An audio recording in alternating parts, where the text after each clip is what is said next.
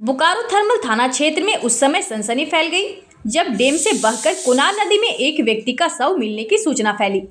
खबर फैलते ही डैम के समीप नदी तट पर लोगों की भीड़ जमा हो गई और सूचना मिलते ही बोकारो थर्मल थाना से एसआई पंकज कुमार के नेतृत्व में पुलिस बल मौके पर पहुंच गया। घटना के संबंध में जिला परिषद सदस्य प्रतिनिधि मंजूर आलम ने जानकारी देते हुए बताया कि मृतक राजा बाजार निवासी इद्रिस का 32 वर्षीय विवाहित पुत्र सगीर अंसारी है। बताया कि पिछले कुछ दिनों से वे मानसिक बीमारी से जूझ रहा था और उसका इलाज भी चल रहा था। उसकी पत्नी के अलावे 2 पुत्र भी हैं। कहा कि पिछले 2 दिनों से वे एकाएक घर से लापता हो गया। परिजनों द्वारा उसकी काफी खोजबीन किया मगर आज सुबह उसकी मौत की खबर फोन से मिली। वहीं दूसरी तरफ नदी से शव बाहर निकालने वाले बोकारो थर्मल निवासी खीरूधर महतो उर्फ खीरू ने बताया कि वह जब सुबह नहाने नदी पहुंचा तो कुछ महिलाएं नदी तट पर खड़ी होकर आपस में कुछ बातें कर रही थी। पूछने पर पता चला कि नदी में किसी की लाश बह रही है।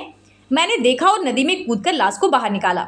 वहीं मौके पर पहुंच पुलिस कानूनी कार्रवाई करती नजर आई, जबकि जीप सदस्य प्रतिनिधि श्री आलम के अनुसार उन लोगों को किसी और बात की शंका नहीं है, बल्कि मानसिक संतुलन बिगड़ने के कारण उक्त व्यक्ति की डूबने से मौत हुई है। बच्चा मेरे गांव का था, इसका नाम सगीर हुआ। हम लोग प्यार से इसको हम लोग पोछा पोछा बोलते थे। मतलब कुछ दिन से इसका दिमागी संतुलन खराब हो गया था और इसका इलाज भी चल रहा था। 2-4 दिन पहले हमसे भेंट हुआ तो हम भी हफ्ते में बात किए, बेटा हंसता काहे नहीं है? तो बोला नहीं चाचा ऐसा कोई बात नहीं है।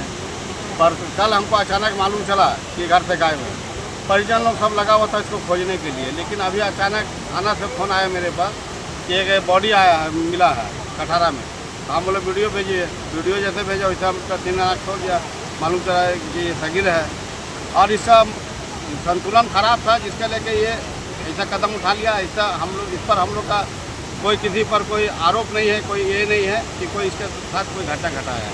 हाँ, इसके पत्नी और 2 बच्चा है।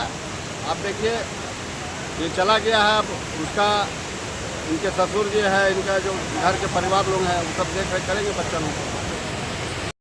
आज सुबह जब हम नहाने आ रहे थे अपने घर से तो वहाँ देखे लेडीज़ लोग पूरा इकट्ठा होके कुछ बात कर रही थी। तो हम गए तो पूछे क्या बात है, तो बोली ऊपर से एक बॉडी बह के आया। तो देखते देखते फिर बॉडी पानी के ऊपर आ गया और बहने लगा। फिर हम कोशिश किए पानी के अंदर जाने का, पकड़ने का, तो वहाँ पानी का तेज़ बहाव था, वहाँ पर ही नहीं सके। फिर दौड़ते दौड़ते आगे आ गए। फिर यहाँ पर ही जब गए तो बॉडी का आने से पहले हम पानी में घुस गए, दोनों पैर में फंसा दिए और उसके बाद धीरे धीरे कमर में कपड़ा वाला बेल्ट पहन के इसको फिर खींचे और पानी से फिर बाहर निकाला। सहयोगी तो बहुत थे, ग्रामीण बहुत थे, लेकिन सबको डर लग रहा था बॉडी को देख के, किसी को हिम्मत नहीं हो रहा था। तो हम हिम्मत करके निकाले। उत्साह हुआ किसी का जान बचाना, किसी का अगर कोई मर गया अब बॉडी उनको घर को देना एक बहुत बड़ी बात है। कम से कम जो जाने वाला तो चला गया, कम से कम बॉडी तो मिले उनका घर वाला का। जनप्रतिनिधियों से आशा है कि सरकारी मुआवजा जो मिलता है आपदा का 4 लाख वो मिले। मेरा भाई था, वो मानसिक संतुलन से थोड़ा बीमार था। घर में उसको बहुत बेचैनी होती थी। अचानक 2 दिन रात पहले रात को वो निकला तो फिर मिला ही नहीं।